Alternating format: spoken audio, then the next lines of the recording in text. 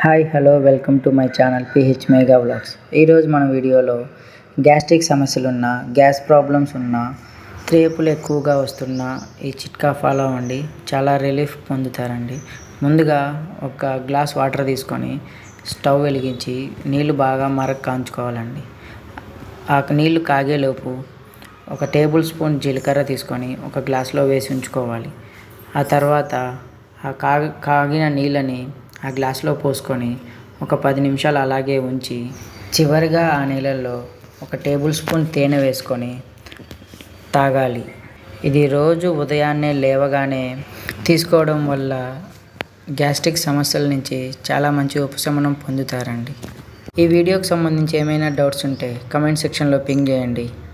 మీకు నచ్చినట్లయితే please like and share with your friends and please subscribe to my channel and support us. Thank you for watching. Jai Hind.